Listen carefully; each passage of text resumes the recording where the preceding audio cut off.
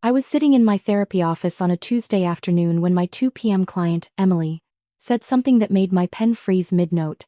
It wasn't the words themselves that stopped me. It was the exact phrasing, the specific turn of phrase that I'd heard 1,000 times before. From my own husband. "He tells me I'm remembering things wrong," Emily said, twisting her wedding ring. "Like last week, I could have sworn we agreed to visit my parents for Thanksgiving. But he insists we never had that conversation. He says I'm confused, that I need to write things down because my memory is getting unreliable. And the thing is, Dr. Morrison, I'm starting to believe him." My heart was pounding so hard I was certain she could hear it. I'd been a licensed marriage and family therapist for 12 years. I had a PhD in clinical psychology from University of Washington. I taught workshops on recognizing emotional abuse.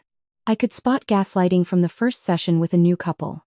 And yet, sitting across from Emily, I realized I'd been living with the same pattern she was describing for the past 11 years of my marriage. Let me back up. My name is Dr. Rachel Morrison. I'm 38 years old, and I run a successful private practice in Portland, Oregon. My office is in the Pearl District, one of those converted warehouse spaces with exposed brick and too many plants. I see about 20 clients a week, most of them couples struggling with communication issues, infidelity, or what they vaguely call growing apart. I'm good at my job. Really good. I've helped save marriages that seemed impossible. I've helped people recognize when it was time to leave. I've taught hundreds of people how to identify manipulation, set boundaries, and trust their own reality. But I hadn't recognized it in my own home. My husband, David, was a software engineer at Intel. We'd met when I was finishing my doctorate, at a friend's dinner party in 2014. He was charming, attentive, intellectually curious. He asked thoughtful questions about my research on attachment theory. He remembered small details I mentioned in passing. Within 6 months, we were engaged. Within a year, married. Looking back now, that should have been my first red flag. But I was 27, I was in love, and I thought I knew everything about relationships because I studied them for a living. The early years were good. Or at least, I remember them as good. But as Emily sat in my office describing her husband's behavior, I realized I couldn't actually trust my own memories anymore. Had David always corrected my recollections of events? Had he always suggested I was stressed or overwhelmed when I was certain about something he denied? Had he always positioned himself as the calm, rational one while painting me as emotional and unreliable? I managed to finish Emily's session on autopilot, giving her the same advice I'd given dozens of women in her situation. Document everything. Trust your gut. Consider whether this pattern is who he is or a phase you can work through. After she left, I sat alone in my office for 20 minutes, staring at the framed credentials on my wall. PhD. Licensed clinical psychologist. Certified in Gottman method couples therapy. All this expertise, and I couldn't see what was happening in my own marriage. That night, I went home to our Craftsman house in Eastmoreland. It was a beautiful October evening, the kind Portland does so well, with leaves covering our front yard in shades of orange and gold. David's car was already in the driveway. He got home before me most days. He'd usually have dinner started, something simple and healthy. It was one of the things I loved about him, or thought I loved. Now I wondered if it was another form of control, another way to position himself as the competent, caring partner while I was the busy, scattered professional who couldn't even manage to feed herself. "Hey, babe." He called from the kitchen as I walked in. "How was your day?" "Fine," I said, setting my bag down carefully. I felt like I was seeing him for the first time. David was 42, 4 years older than me. He was tall, fit from his regular morning runs, with prematurely gray hair that made him look distinguished. He was wearing his usual work-from-home uniform, dark jeans and a tech company t-shirt. He looked completely normal. He looked like a good husband making dinner for his wife. "I made that salmon you like," he said, smiling at me. "And I picked up that wine from Trader Joe's. The one you said you wanted to try? Though you might not remember telling me about it." There it was. So casual. So subtle. "You might not remember." A little jab, delivered with a smile, wrapped in the pretense of being helpful. "I remember," I said quietly. He laughed, that easy laugh I used to find so endearing. "Okay, Rach. Whatever you say. Dinner's in 10 minutes. I went upstairs to our bedroom, my mind racing. I needed to think. I needed to approach this logically, the way I'd trained myself to approach clinical cases. But this wasn't a case. This was my life. I sat on the edge of our bed, the one we'd picked out together at that furniture store in Selwood. And I tried to remember the last time I'd felt completely certain about something in my marriage. I couldn't pinpoint it. Over the next few days, I started paying attention. Really paying attention. I started doing what I tell my clients to do.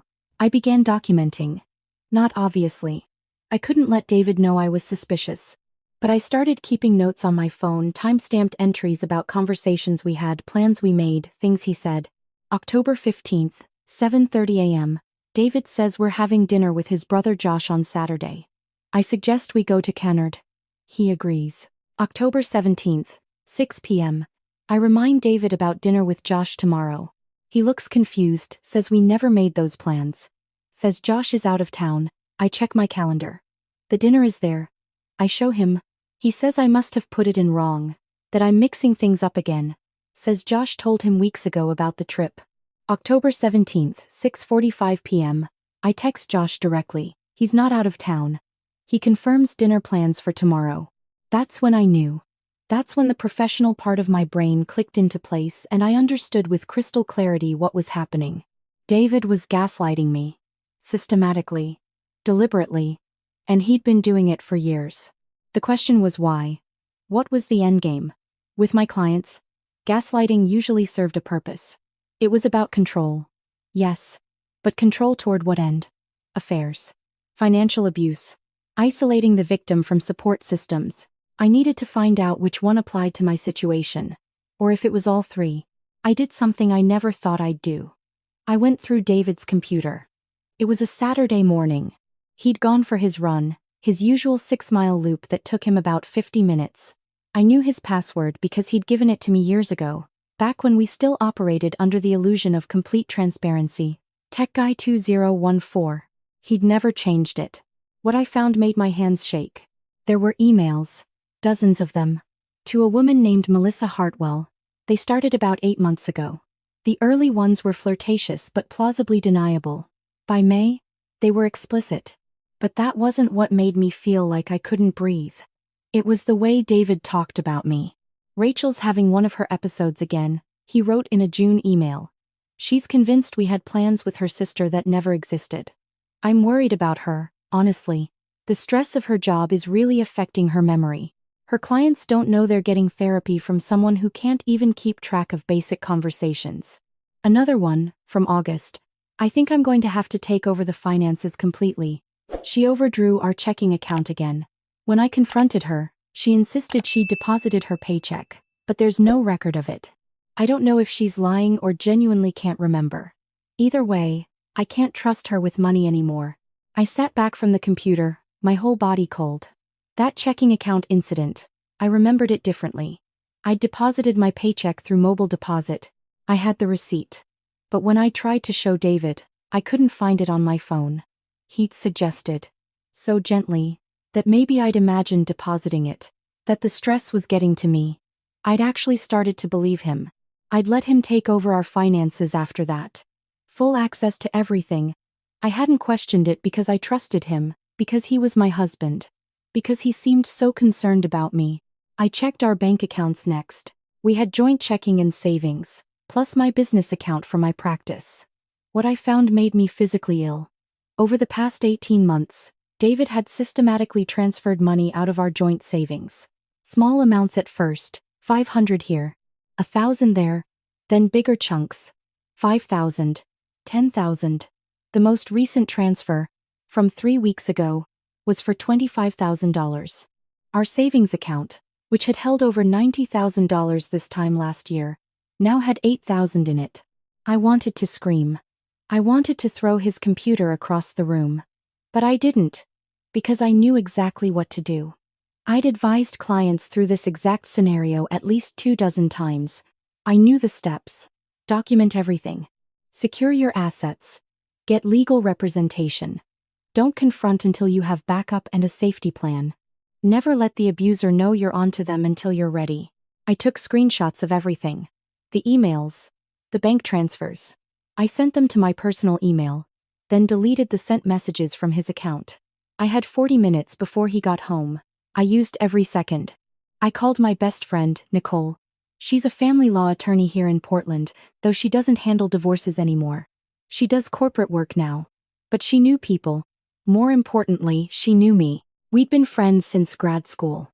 Nick, I said when she answered, I need a lawyer. A really good one. And I need you not to ask me questions right now. There was a pause. Then, okay. Call Patricia Chen. She's the best divorce attorney in Portland. I'll text you her number. Are you safe? Yes, I said. He doesn't know I know. Keep it that way, Nicole said. Call Patricia right now. Like, hang up with me, and call her. I'll call her first to give her a heads up. I did exactly that. Patricia answered on the second ring. Nicole must have just gotten off the phone with her. We talked for 15 minutes. She asked pointed questions. I answered clinically, like I was describing a case study instead of my own life. She told me to keep documenting, not to confront David yet, and to come to her office first thing Monday morning. She also told me something that made my blood run cold. If he's transferring money out and gaslighting you about your memory, he's building a case, Patricia said. He's creating a paper trail that makes you look unstable or incompetent. That's not just about the affair. That's about the divorce he's planning. He wants to paint you as an unreliable witness to protect his assets and possibly make a case that you're not mentally stable enough to have handled your business finances properly. I hung up just as I heard David's key in the front door. I was sitting on the couch, scrolling through Netflix like I'd been there all morning. My heart was pounding, but my face was calm. 12 years of therapy training had taught me how to control my expression. Hey, he said, sweaty from his run, smiling at me. What have you been up to? Just relaxing, I said. Thinking maybe we could grab brunch somewhere? Sounds perfect, he said. Let me shower first. We went to Tasty N Alder, one of our regular spots. We ate French toast and bacon. We talked about his work project and my difficult client on Thursday. We looked like any other happy couple enjoying a Saturday morning in Portland. The whole time, I was watching him. Really watching him. Looking for signs I'd missed. And I saw them. The way he subtly corrected my recounting of a story about my sister. The way he suggested I was remembering our anniversary dinner wrong. That we'd gone to a different restaurant than the one I mentioned. Small things. Constant things. Death by 1,000 cuts to my sense of reality. That Monday, I met with Patricia Chen. Her office was downtown, all glass and steel and expensive furniture. She was in her 50s, sharply dressed, with an energy that told me she didn't lose cases often. I brought printed copies of everything I'd found. She went through it methodically, making notes. This is actually good, she said after about 30 minutes. I know it doesn't feel good. But you have documentation. He was sloppy. The email where he talks about taking over finances because you're unreliable? Then there's a clear paper trail of him transferring money out after he gained access?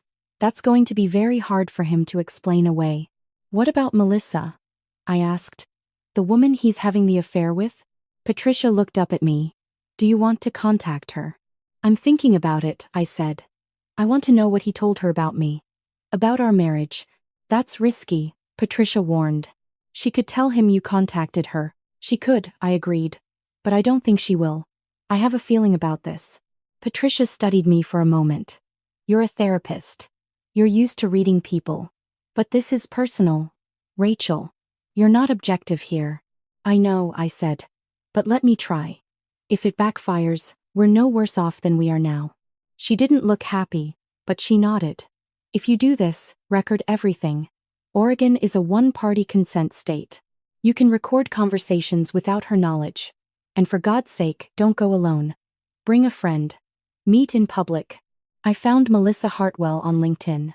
She was 32, 6 years younger than me. She worked in marketing for Nike. She was pretty in that Pacific Northwest way, outdoorsy and natural. Her profile picture showed her hiking. A golden retriever at her side. She looked nice. Normal. Not like someone who'd knowingly pursue a married man. I sent her a message through LinkedIn. Short and direct. Hi Melissa. I'm David Morrison's wife. I'd like to talk to you about him. I promise I'm not angry with you. I think we both deserve to know the truth. Are you willing to meet for coffee? She responded within an hour. Oh my God. Yes, tomorrow? 3 p.m. There's a Stumptown on Belmont. I showed up 15 minutes early with Nicole. We took a table near the back where I could see the door. I had my phone in my jacket pocket, already recording. Nicole sat at a different table with her laptop, looking like any other person working from a coffee shop, but positioned where she could see and hear everything. Melissa walked in at exactly 3 o'clock. She looked nervous. She was smaller than I expected, maybe 5'4", wearing Lululemon leggings and a Patagonia jacket. Very Portland. She spotted me immediately. I was the only woman sitting alone who looked like I was waiting for someone.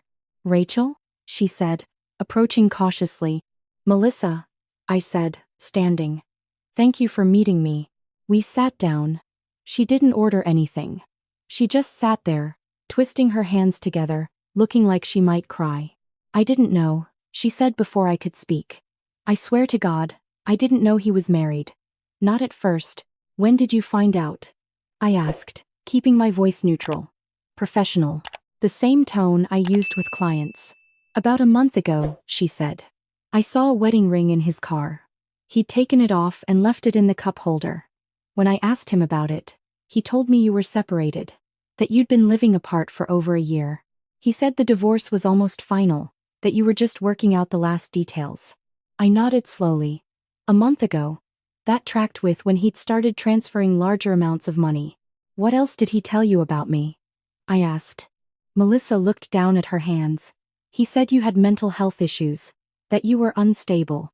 He said you'd been hospitalized twice for psychiatric care and that he'd stayed with you through all of it but that it had destroyed the marriage. He made it sound like he was this long-suffering husband who'd tried everything but finally had to accept that you couldn't be helped. The coffee shop suddenly felt too hot. I took a breath, using the techniques I taught anxious clients. Count to 4 breathing in, hold for 4, out for 4. Melissa, I said carefully. I'm a licensed clinical psychologist. I've never been hospitalized for psychiatric care. I've never been separated from David. I didn't know about you until 4 days ago. And I live in the same house with him. I saw him this morning. He kissed me goodbye and told me he loved me before he left for work. The color drained from her face. What? He's been gaslighting me for years, I said, making me question my own memory and perception. He's been systematically transferring money out of our accounts. And he's been telling you I'm mentally ill to explain why you can never come to his house or meet his friends or family. Because they'd tell you the truth. That he's still very much married to a perfectly sane woman who had no idea he was having an affair. Melissa started crying. Not delicate tears. Actual sobbing. Nicole glanced over, concerned, but I gave her a small shake of my head. Let it happen. I'm so sorry, Melissa gasped. I'm so sorry. I would never. If I'd known. I know, I said. And I believe you. That's why I wanted to meet you. I don't think you're a bad person. I think you're another one of his victims. She looked up at me with red, swollen eyes. What are you going to do?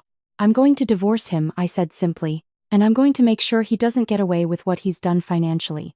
But I need your help. I need you to be willing to testify about what he told you. About the lies he fed you regarding my mental state.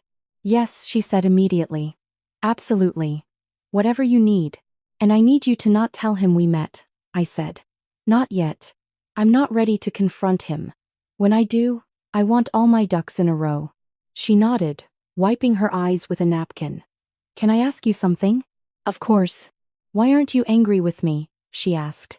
If I found out someone had been sleeping with my husband, I'd want to kill her. I considered that. A month ago, I might have felt that way. But I've spent the last 4 days learning how to stop trusting my initial emotional reactions to things. David made me doubt myself so thoroughly that I don't even trust my own anger anymore. The only thing I'm sure of is what I can prove. And what I can prove is that he's a liar and a manipulator. You believed his lies. That doesn't make you complicit. It makes you human. We talked for another 30 minutes. She gave me her phone, showed me text messages where David had talked about dealing with his ex-wife's crazy demands about the divorce settlement. Messages from times when I was literally at home, cooking dinner, or watching Netflix, with no idea there was supposed to be a divorce happening. Melissa let me screenshot everything. When we parted ways, she hugged me. I hope you destroy him, she whispered. I really do. I don't want to destroy him, I said honestly. I just want the truth to come out. And I want what's mine. That night, David came home with flowers, white roses, my favorites. Or at least, what he'd decided were my favorites years ago. I couldn't actually remember if I'd ever told him I loved white roses or if he'd just started bringing them and I'd accepted it as truth. What's the occasion? I asked, taking them. No occasion, he said, kissing my forehead. Just wanted to remind my beautiful wife that I love her. I put the roses in water. I made dinner. We ate together at our dining room table like we did every night. We talked about our days. I told him about a difficult client. He told me about a bug in his code that was driving him crazy. We watched an episode of a show we were binge-watching. We went to bed. He fell asleep next to me, one arm thrown across my waist like always. I lay awake, staring at the ceiling, wondering how many nights I'd spent like this, sleeping next to a stranger who'd been systematically dismantling my sense of reality, feeling grateful for his presence when I should have been running. The next morning, Patricia called me. I've been going through the financial records you sent. I'm seeing a pattern of transfers that correspond with market trading activity. Did you know David has a separate brokerage account? No, I said. I was at my office between clients. I knew about our joint accounts and my business account. That's it. He's been day trading, Patricia said. And losing. Badly. I'm seeing losses of over $60,000 in the past year. That's where your savings went. He's been chasing losses, trying to make back what he'd already lost. So it wasn't just the affair. It was gambling. Financial recklessness. And he'd been covering it up by making me think I was the one who couldn't be trusted with money. I want to confront him, I said. Not yet, Patricia said firmly. We need to freeze the accounts first. I'm filing an emergency motion tomorrow morning. By noon, he won't be able to move another dollar. Then we can confront him, but we do it right. With me there. With documentation. Not in your home. Somewhere public where you're safe. She was right, of course. But the waiting was excruciating. I went through my days in a fugue state, seeing clients, listening to their problems, giving advice I wasn't sure I was qualified to give anymore. How could I help people with their marriages when I'd been so blind in my own?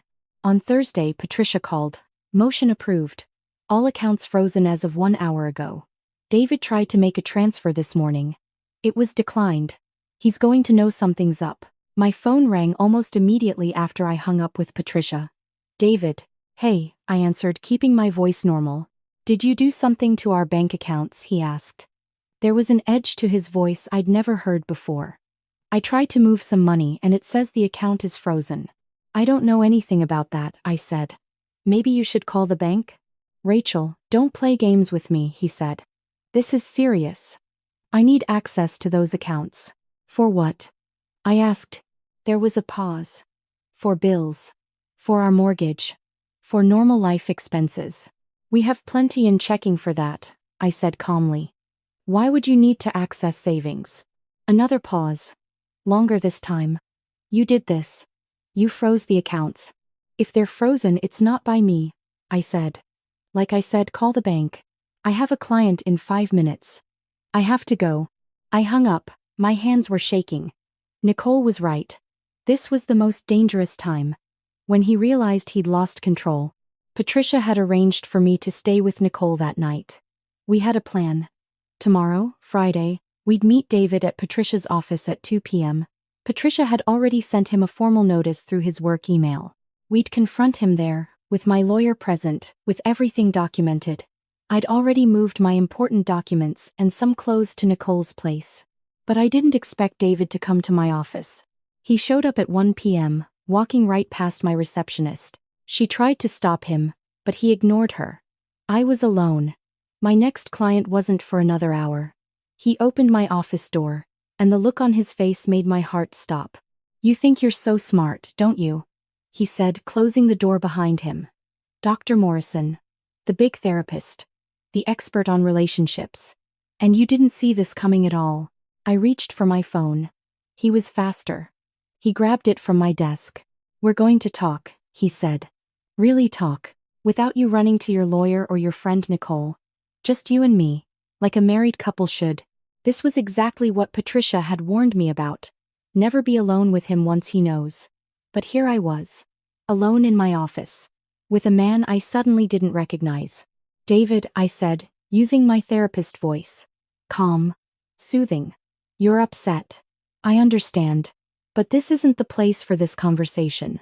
Put down my phone and let's meet tomorrow at your lawyer's office. He interrupted. Yeah, I got that message. Very professional. Very cold. After 11 years of marriage, you can't even tell me to my face that you want a divorce? You have to send your lawyer after me like I'm some kind of criminal? You stole from me, I said quietly. You lied to me. You gaslit me for years. You had an affair and told your mistress I was mentally ill. What exactly should I have done, David? Made you breakfast and politely asked for a divorce over eggs? He laughed. Actually laughed. Melissa told you. Of course she did. Women always stick together, right? Did she tell you she came on to me? That she pursued me. She told me you said we were separated, I said. That you told her I was unstable and we were divorcing. Because you are unstable, he shouted. You can't remember basic conversations. You can't keep track of money. You signed off on me handling our finances because you know you can't be trusted. And now you're rewriting history, making me the villain because I tried to protect us financially while you were too busy playing therapist to other people to notice your own life falling apart. There it was. The gaslighting in real time. Even now, knowing exactly what it was, feeling myself react to it. That tiny kernel of doubt. Was he right?